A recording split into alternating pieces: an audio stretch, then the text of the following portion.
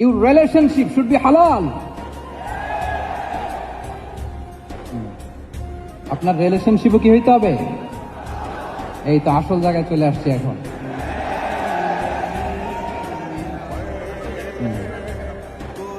হালাল রিলেশনশিপ কোনটা? বিয়ে। এই পবিত্র বিয়ের মাধ্যমে আমরা এই হালাল রিলেশনশিপকে উপভোগ করতে পারবো। এর বাইরে আর কোনো রিলেশনশিপে যাওয়া যাবে? প্রি ম্যারিজ রিলেশনশিপ এটা কি হালাল না হারাম? ফতোয়া আপনারাই দিয়ে দিচ্ছেন, বলেন বিবাহ বহির্ভূত যে কোনো রিলেশনশিপ